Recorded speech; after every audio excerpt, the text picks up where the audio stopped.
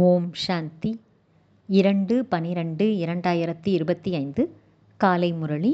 முரளியின் சாரம்.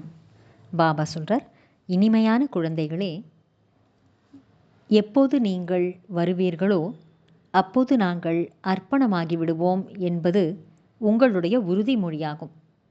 இப்போது உங்கள் உறுதிமொழியை நினைவுபடுத்துவதற்காக பாபா வந்திருக்கின்றார்.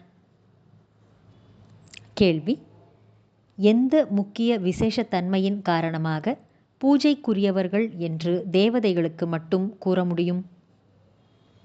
பதில்: தேவதைகளுடைய விசேஷத்தன்மை, அவர்கள் ஒருபோதும் யாரையும் நினைப்பதில்லை, தந்தையையும் நினைப்பதில்லை, யாருடைய சிலைகளையும் சித்திரங்களையும் நினைப்பதில்லை. ஆகவே அவர்களை பூஜைக்குரியவர்கள் என்கிறார்கள். அங்கே சுகமே சுகம்தான். ஆகவே யாரையும் நினைக்க வேண்டிய அவசியம் இல்லை. இப்போது நீங்கள் பாபாவின் நினைவின் மூலம் இவ்வாறு பூஜைக்குரிய தூய்மையாக தேவதையாக மாறிக்கொண்டிருக்கிறீர்கள். பிறகு யாரையும் நினைவு செய்ய வேண்டிய அவசியம் இருக்காது. ஓம் சாந்தி. இனிமையிலும் இனிமையான ஆன்மீக குழந்தைகளே, இப்போது ஆன்மீக ஆத்மா என்று கூற மாட்டார்கள். ரூஹு மற்றும் ஆத்மா என்று சொன்னால் ஒன்றுதான்.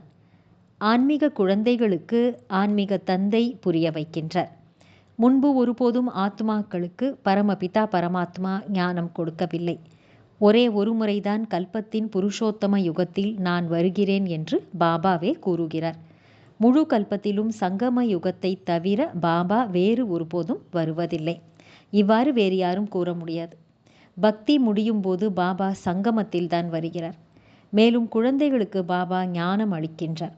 தன்னை ஆத்மா என்று உணர்ந்து தந்தையை நினையுங்கள். இது நிறைய குழந்தைகளுக்கு மிகவும் கடினமாக இருக்கிறது. ஆனால் மிகவும் எளிமையானது. ஆனால் புத்தியில் சரியாக பதிவதில்லை. எனவே அடிக்கடி புரிய வைத்து கொண்டே இருக்கிறார். புரிய வைத்தாலும் புரிந்து கொள்வதில்லை. பள்ளியில் டீச்சர் 12 மாதம் படிக்க வைக்கிறார்கள். இருந்தாலும் ஒரு சிலர் தேர்ச்சி அடைவதில்லை. இந்த எல்லையற்ற தந்தை கூட தினந்தோறும் குழந்தைகளை படிக்க வைக்கிறார். இருப்பினும் ஒரு சிலருக்கு தாரணை ஆகிறது, ஒரு சிலர் மறந்து விடுகிறார்கள். முக்கியமான விஷயம் தன்னை ஆத்மா என்று உணர்ந்து தந்தையை நினைவு செய்யுங்கள் என்பது புரிய வைக்கப்படுகிறது. என்னை மட்டும் நினையுங்கள் என்று தந்தை தான் கூறுகிறார். வேறெந்த மனிதரும் ஒருபோதும் இவ்வாறு கூற முடியாது. பாபா நான் ஒரு முறைதான் வருகிறேன் என்கிறார். கல்பத்தின் முடிவில் சங்கம யுகத்தில் ஒரே ஒரு முறை குழந்தைகளாகிய உங்களுக்கு புரிய வைக்கின்றேன். நீங்கள் தான் இந்த ஞானத்தை அடைகிறீர்கள், வேறு யாரும் அடைவதில்லை. பிரஜாபிதா பிரம்மாவின் வாய்வழி பிராமணர்கள் தான் இந்த ஞானத்தை புரிந்து கொள்ள முடியும். போன கல்பத்திலும் கூட பாபா இந்த சங்கம யுகத்தில் தான் இந்த ஞானத்தை கூறினார். பிராமணர்களாகிய உங்களுக்குத்தான் இந்த நடிப்பு இருக்கிறது. இந்த வர்ணங்களில் நிச்சயம் சுழல வேண்டும். மற்ற தர்மத்தினர் இந்த வர்ணங்களில் வருவதில்லை. பாரதவாசிகள் தான் இந்த வர்ணங்களில் வருகிறார்கள். பாரதவாசிகள் தான் பிராமணர்களாகவும் ஆகிறார்கள். ஆகவே பாபா பாரதத்தில் வரவேண்டியுள்ளது.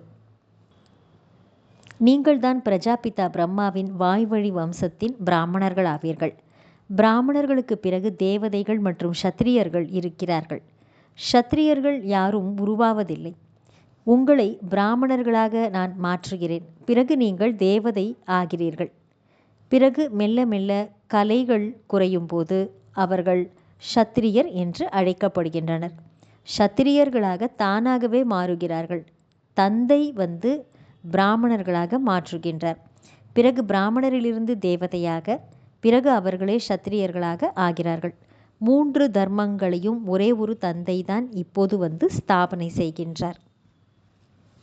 சத்யுகம் திரேதாயுகத்தில் மீண்டும் வருவார் என்பது அல்ல. மனிதர்கள் புரிந்து கொள்ளாததால் சத்யுகம் திரேதாயுகத்தில் வருகிறார் என்கிறார்கள். நான் ஒவ்வொரு யுகத்திலும் வருவதில்லை. நான் ஒரே ஒரு முறைதான் கல்பத்தின் சங்கமத்தில் வருகிறேன் என்று பாபா கூறுகிறார். உங்களை நான் தான் பிரஜாபிதா பிரம்மா மூலமாக மாற்றுகிறேன். நான் பரந்தாமத்திலிருந்து வருகிறேன். சரி, பிரம்மா எங்கிருந்து வருகிறார்?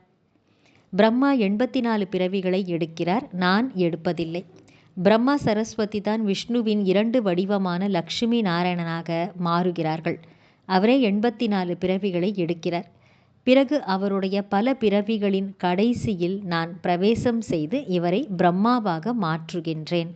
இவரின் பெயர் பிரம்மா என்று நான் வைக்கிறேன். இது இவருடைய பெயர் கிடையாது. நல்லது. தாரணைக்கான முக்கியமான சாரம். 1. தன்னை சிரேஷ்டமானவராக ஆக்கிக் கொள்வதற்காக பாபாவிடமிருந்து என்ன ஸ்ரீமத் கிடைக்கிறதோ அதன்படி நடக்க வேண்டும். தெய்வீக குணங்களை நடைமுறைப்படுத்த வேண்டும். உணவு, நடத்தை அனைத்தும் ராயலாக, மிகவும் கௌரவமாக இருக்க வேண்டும். 2. ஒருவர் மற்றவரை நினைக்கக்கூடாது. ஆனால் நிச்சயமாக மரியாதை கொடுக்க வேண்டும்.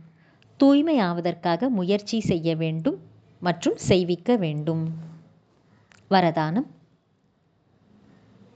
சுவையற்ற சூழ்நிலைகளிலும் மகிழ்ச்சியின் ஜொலிப்பை அனுபவம் செய்ய வைக்கக்கூடிய சதா சந்தோஷமானவர், எவர் ஹாப்பி ஆகுக. எப்போதும் மகிழ்ச்சியாக இருப்பதற்கான வரதானம். எந்த குழந்தைகள் அடைய பெற்றிருக்கிறார்களோ அவர்கள் துக்கத்தின் அலைகளை உருவாக்கக்கூடிய சூழ்நிலைகளிலும் சுவையற்ற சூழ்நிலைகளிலும் கூட, அப்பிராப்தியை அனுபவம் செய்ய வைக்கும் சூழ்நிலைகளிலும் கூட எப்பொழுதும் மகிழ்ச்சியாக இருப்பார்கள். மேலும் தங்களுடைய மகிழ்ச்சியின் ஜொலிப்பின் மூலமாக சூரியன் இருளை மாற்றுவது போல துக்கம் மற்றும் வருத்தமான சூழ்நிலைகளை மாற்றம் செய்து விடுவார்கள். இருளுக்கிடையில் வெளிச்சத்தை ஏற்படுத்துவது, அமைதியற்ற நிலையின் அமைதியை ஏற்படுத்துவது, சுவையற்ற சூழ்நிலையில் மகிழ்ச்சியின் ஜொலிப்பை ஏற்படுத்துவது, இதைத்தான் எவர் ஹாப்பி, எப்போதும் சந்தோஷமானவர் என்று கூறப்படுகிறது. தற்சமயம் இந்த சேவையின் அவசியம்தான் இருக்கிறது. தற்சமயம் இந்த சேவைக்குத்தான் தேவை இருக்கிறது. ஸ்லோகன். சரீரத்தின் எந்த ஒரு கவர்ச்சியும் யாரை தன் பக்கம் கவர்ந்து இழுக்காமல் இருக்கிறதோ அவரே அசரீரி என்று அழைக்கப்படுவார். நல்லது.